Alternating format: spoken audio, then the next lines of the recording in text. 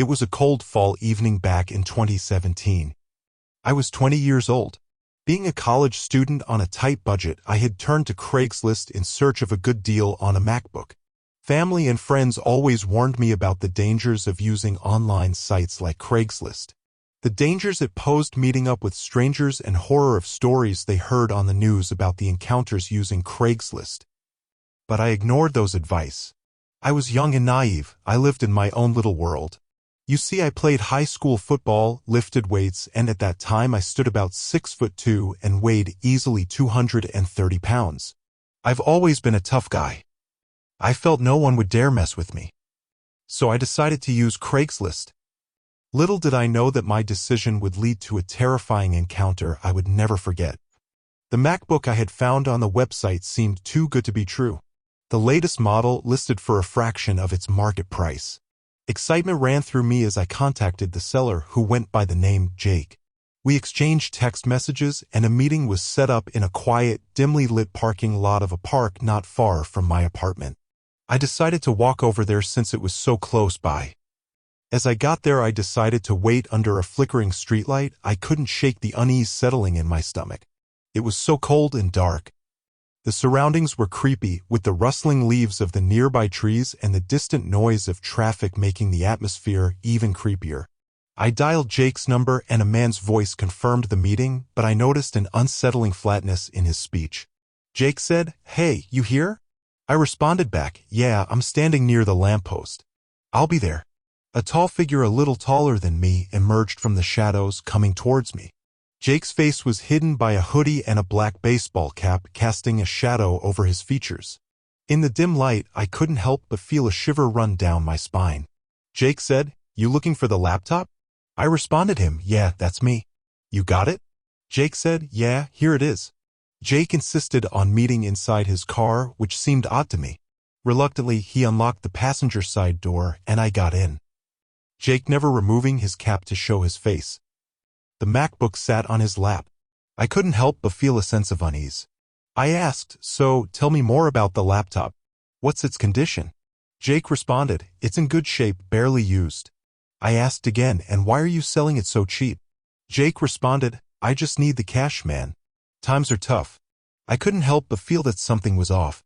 The MacBook deal had been too good to be true, and Jake's answers were a bit too vague. While we were going back and forth over the price, a couple minutes later, I noticed a subtle movement in my peripheral vision.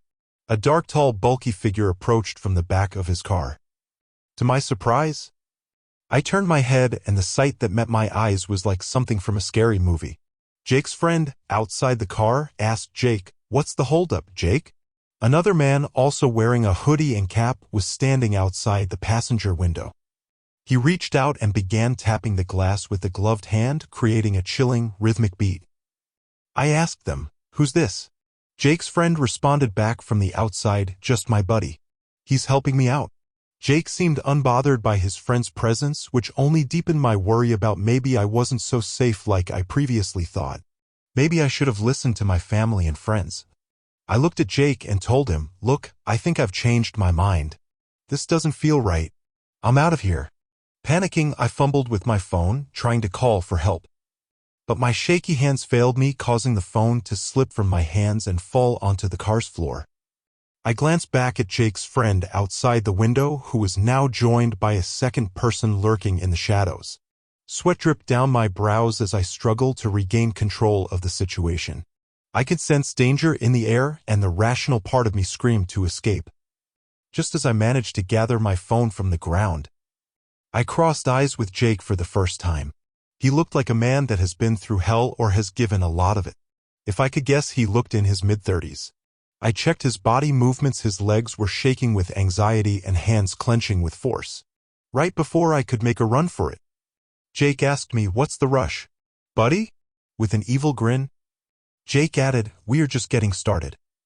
I decided it was time to not acknowledge them anymore and leave the MacBook behind. I quickly decided to exit the car, throw caution to the wind, and run on foot.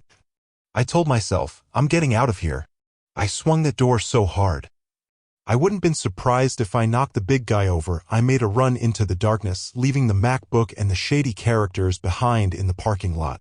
I heard them yelling from afar, my heart raced, and my lungs burned as I ran, zigzagging through a maze of alleys and side streets, praying they weren't pursuing me. Hours later, after I was sure I had lost any pursuers, I finally returned to my apartment. I locked all the doors and windows, my mind swirling with terrifying possibilities. I considered reporting the incident to the police but decided against it, fearing the cops wouldn't believe me or that they would feel no real crime was committed. That I was just being paranoid. It was all in my head. The next day, I found myself thinking about the scary encounter. I realized that the MacBook deal had been a trick, a trap set by dangerous individuals. The warning signs had been there from the beginning, and I had ignored my instincts in pursuit of a deal that was too good to be true. Would I still be here? My Craigslist nightmare haunted me for weeks, leaving me anxious and paranoid. I couldn't help but wonder what would have happened if I had made a different choice that night. Well, I got my answer. As there were news a month later sent to every student on their phone from campus emergency notifications that they were a group of men in their 30s that have committed a couple of strong-arm robbery assaults on two individuals that fell for the same trap and weren't so lucky. It happened around the proximity of the campus. I got a rush of anxiety and felt guilty I never alerted the authorities out of fear. Maybe those two individuals would have never been hurt. I felt sick. This just would serve me as a lifetime guilt and reminder of the potential dangers lurking in the shadows of online transactions.